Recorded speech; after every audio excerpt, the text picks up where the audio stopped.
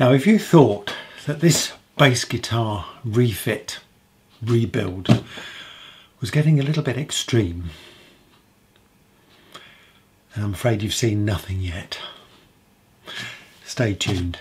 My favourite bass guitar that I made, I don't know, about 10 years ago, but to be honest with you, could do with a bit of refinement.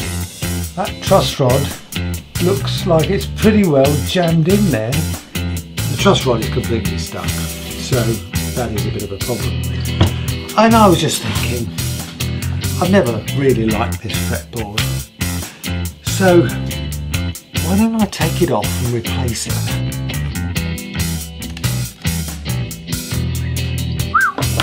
This needs drastic measures. Now look, I'm sorry, if guitar butchery bothers you, you might have to look away.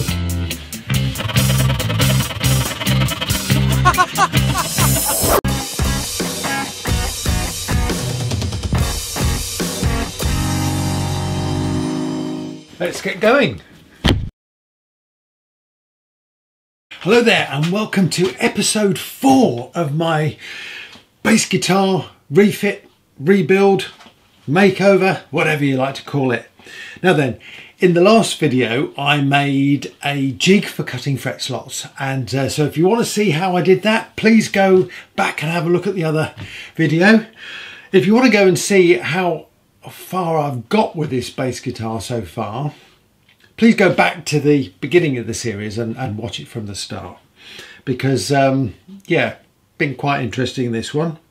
Anyway, at the end of the last video, I posed a problem that I have got and asked people to give me some comments on it.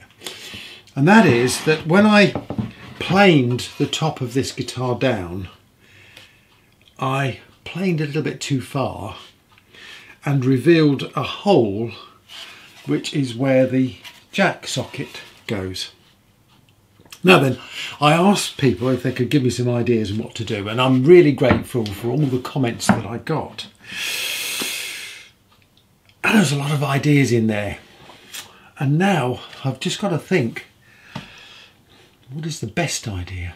Okay, to go through some of the ideas, one is to plug this hole in the end there and then fit a Stratocaster type jack socket to cover that area. Yeah, and that's a really valid option. I'm not sure that that sort of jack socket is going to go with this guitar though. That's the only thing. Another option is to cover this with some sort of inlay, perhaps there.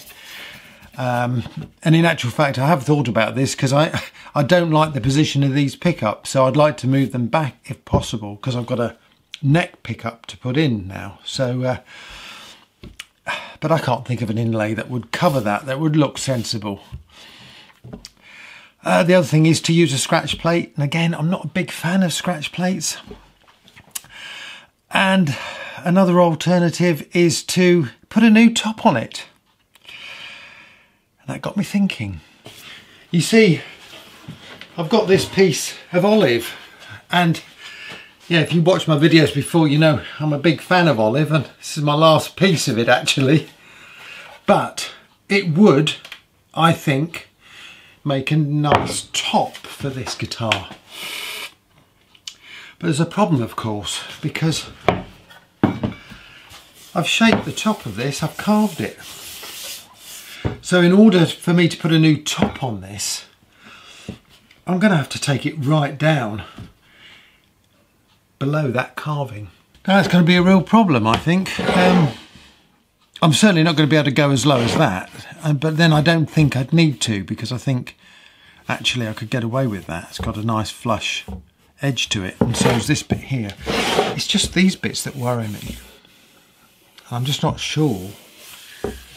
Perhaps if I can take it down a little bit, so there is a little bit of a curve, perhaps I can actually get the top, if it's thin enough, to actually bend into the shape.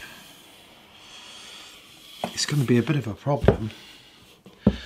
The other thing is, how on earth do I take it down? I need it to be really flush.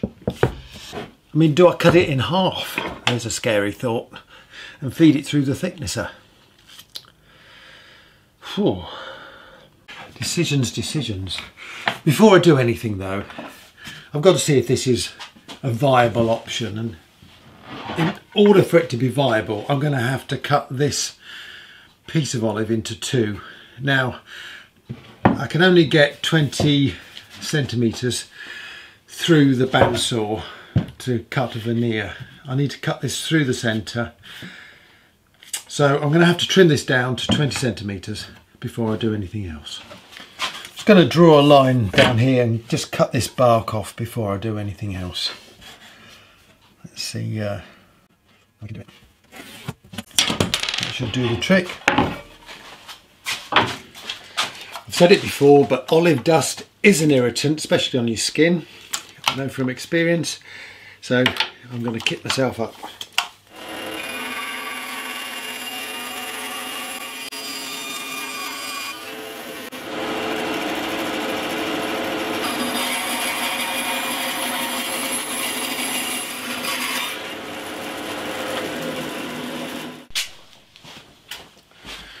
I actually trimmed off the top here at an angle because I'm not so keen on this part of the wood, but I love this grain here, so I think I'll stick with that. Notice there's a bit of a split there, but that may be okay.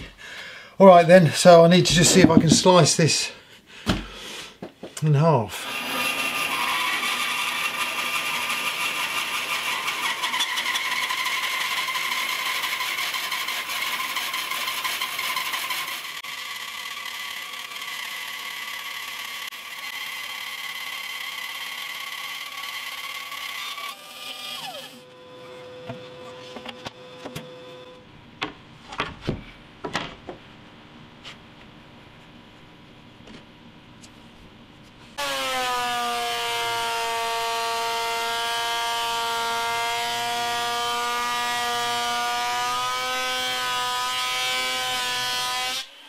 Now, I'll be honest with you, I really like the look of this.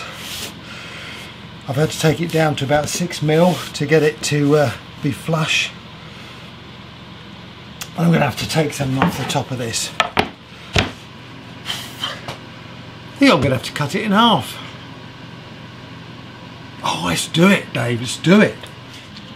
I'm going to go from the middle screw there to the middle point in that neck.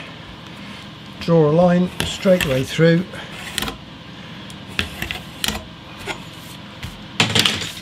That's where I'm going to cut it.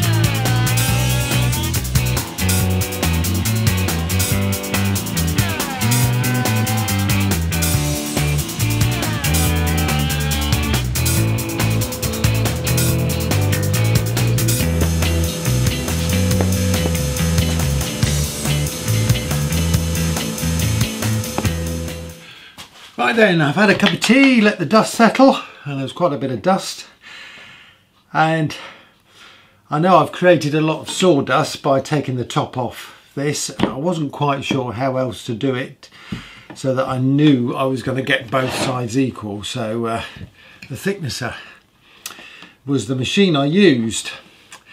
Now then, so I have a guitar in two halves now. And one of the things that I mentioned right at the start of this series was this guitar, because it has an oak back, is rather heavy. And somebody suggested if I put a top on it, why don't I route out some of the middle? So I think that's exactly what I'm going to do. I'm going to route some pockets out of the middle here. I'm going to leave a central piece in place because I want it to hold the olive firm. But otherwise, yeah, let's get the router out. Now before I head to the router, I'm going to take some material out with a Forstner bit. What I've done, I've marked a piece there that I'm going to leave in place, probably about an inch wide, right down the middle, and I'm just going to take out that little piece there. Just take it down, I don't know, about 10 mil, something like that. Probably just to the oak, I think. Let's get this set up.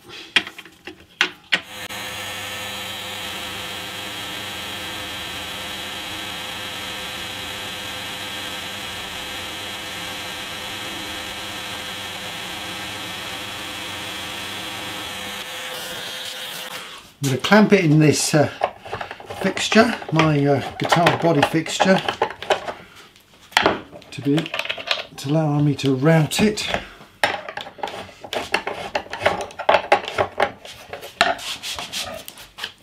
I was going to hold that nice and tight. I'll just clamp that down.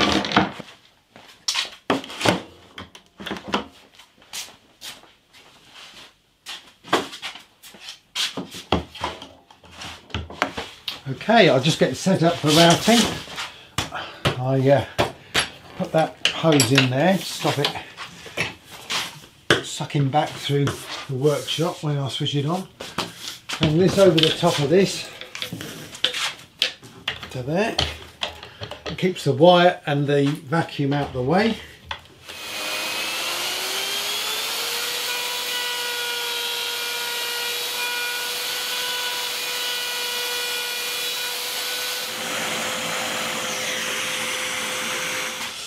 Tell you what, if you make guitars like I do as a hobby, then I would strongly recommend you make yourself one of these fixtures, because they are extremely useful when you are routing or chiseling or doing anything on the body. I used to try and clamp the body down. My goodness me, it was a real pain. But this makes life so much easier, and it's very easy to make. So I'll put a link to the video where I made this in the description. So now I've got two halves, and I've taken quite a bit of material out there, so that's made these two much lighter than they were. So I'm going to now plane the edges and then stick these back together again now.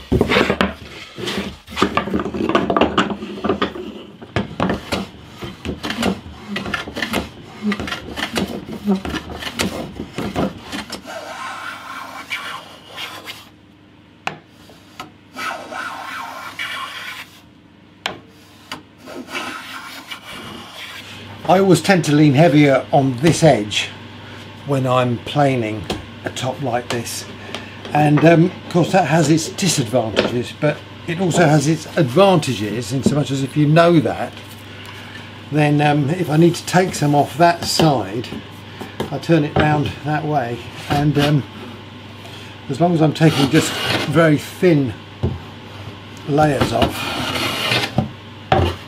it's usually okay. Doesn't give me too much tear out.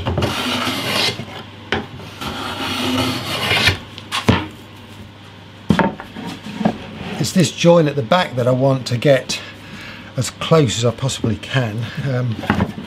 On the front it doesn't matter quite so much because I'm going to be covering it, but this matters.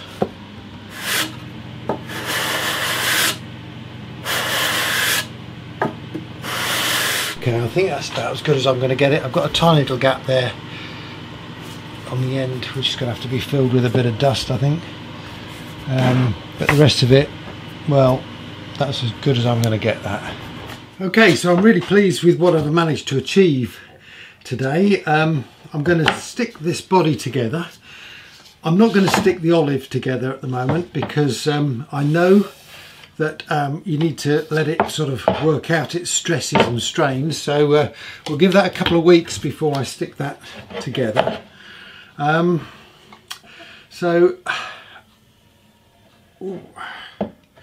think this is about it for this episode. Thank you very much again for all your comments, and if you've got any ideas for this guitar, please let me know. I'm really grateful to hear about anything. Thank you very much for watching, and all I'll say is stay safe.